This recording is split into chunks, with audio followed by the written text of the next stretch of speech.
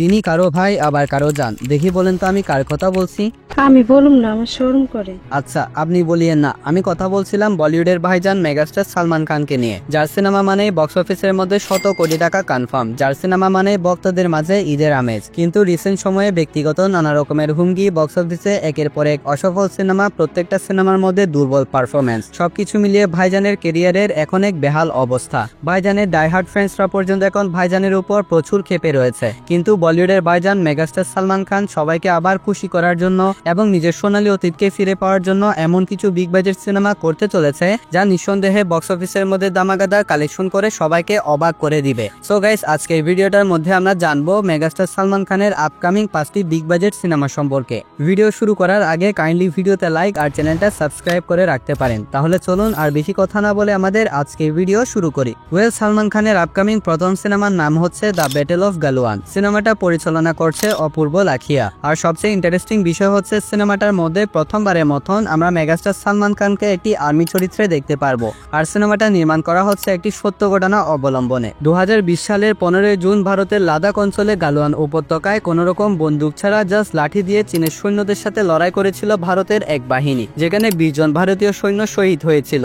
আর এই সত্য ঘটনাকে ঘিরে নির্মাণ করা হচ্ছে দ্য ব্যাটেল অফ গালওয়ান সিনেমাটা। আর কোনো বন্দুক ছাড়া লাঠি দিয়ে লড়াই করার কারণে আমরা ব্যাটেল অফ গালওয়ানের অফিসিয়াল পোস্টারটার মধ্যে মেগাস্টার সালমান খানের হাতে কোনো বন্দুক নয়, একটা লাঠি দেখতে পাচ্ছি। সালমান খান যদি টাইগার 1 এবং টাইগার 2 এর মতন energetic performance the battle of Galwan সিনেমায় দিতে পারে, তাহলে নিঃসন্দেহে এই সিনেমাটা বিশাল সফলতা অর্জন করতে চলেছে। সিনেমাটার বাজেট আনুমানিক 200 থেকে 300 কোটি রুপি। সিনেমাটার রিলিজ ডেট এখনো ঘোষণা করা হয়নি, তবে খুব তাড়াতাড়ি করে দেওয়া হবে। 2 নম্বরে রয়েছে বজরঙ্গি ভাইজান 2। এটা সালমান খানের কেরিয়ারের অন্যতম ইন্ডাস্ট্রি হিট সিনেমা বজরঙ্গি ভাইজান পার্ট 1 এর সিকুয়েল। আর বজরঙ্গি ভাইজান সিনেমাটা বক্স অফিসের মধ্যে লাইফ টাইমে কালেকশন করে নিয়েছিল ওয়ার্ল্ড ওয়াইড 922 কোটি রুপি। সালমান খানের বর্তমানে যে বাজে পরিস্থিতি, এই পরিস্থিতিতে সালমান খানকে মেগা কামব্যাক করাতে পারে একমাত্র বজরঙ্গি ভাইজান পার্ট 2। সিনেমাটার স্ক্রিপ্টের কাজ ইতিমধ্যে শেষ হয়ে গিয়েছে। আর স্ক্রিপ্টটা লিখেছে এস রাজামৌলির বাবা বি বিজেন্দ্র প্রসাদ, যিনি Baahubali part 1, Baahubali part 2, triple R, Bajrangi Bhaijaan এবং জনতা গ্যারেজের মতন ইন্ডাস্ট্রি হিট সিনেমা দিয়েছেন। তাই বজরঙ্গি ভাইজান পার্ট 2 সিনেমার গল্প নিয়ে কোনো সন্দেহ থাকছে না।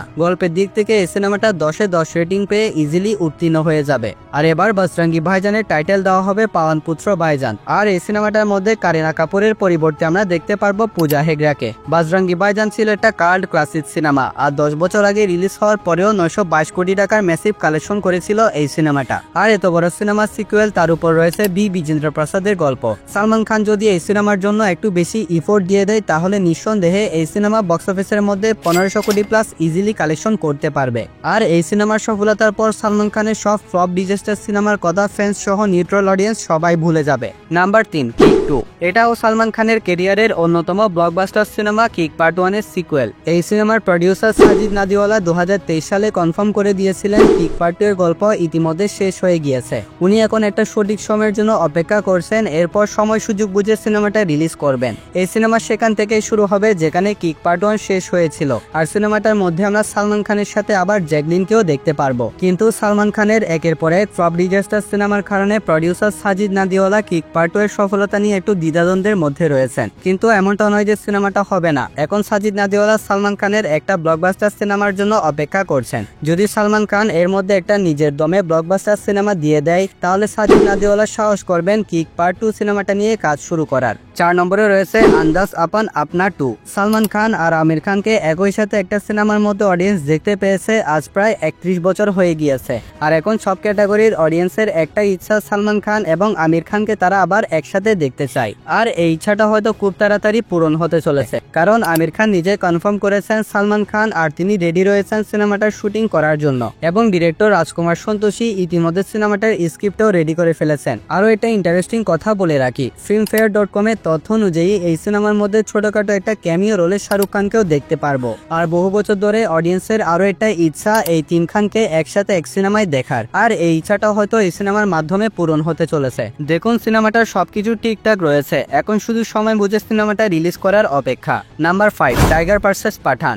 আপনি হয়তো মনে করেছেন এই সিনেমাটা বাতিল হয়ে গিয়েছে। না, আসলে এমন কিছু হয় নাই। সিনেমাটা আপাতত পোস্টপোন করে দেওয়া হয়েছে, তাও আবার শাহরুখ খানের কারণে। সালমান খান বলে দিয়েছেন tiger is all always ready, অর্থাৎ সালমান খান এই সিনেমার জন্য সবসময় প্রস্তুত রয়েছেন। কিন্তু সিনেমাটার প্রডিউসার আদিত্য চোপড়াও হয়তো এখন একটু দ্বিধাদ্বন্দ্বের মধ্যে রয়েছে, কারণ সিনেমাটার বাজেট আনুমানিক 300 কোটি রুপি প্লাস। আর সালমান খান এবং শাহরুখ খানকে একটা ফুল সিনেমার মধ্যে ভালোভাবে প্রেজেন্ট করা কিন্তু চারটেখানি কথা নয়। আর এত বড় হাই বাজেটের সিনেমা অবশ্যই সিনেমার টিম একটা সঠিক সময়ে নিয়ে আসার চেষ্টা করবেন। সো গাইস, এগুলো ছিল সালমান খানের আপকামিং 5টা ধামাকাদার বিগ বাজেট সিনেমার লিস্ট। এই সিনেমাগুলোর মধ্য থেকে কোন সিনেমার জন্য আপনি সবচেয়ে বেশি এক্সাইটেড সেটা অবশ্যই কমেন্টে জানাতে ভুলবেন না। পাশাপাশি ভিডিওটা ভালো লাগলে অবশ্যই ভিডিওতে লাইক আর চ্যানেলটাও সাবস্ক্রাইব করে রাখবেন। তাহলে দেখা হচ্ছে পরবর্তী আরো একটি ভিডিওতে। ততক্ষণ ভালো থাকবেন, সুস্থ থাকবেন, টেক কেয়ার, আল্লাহ হাফেজ।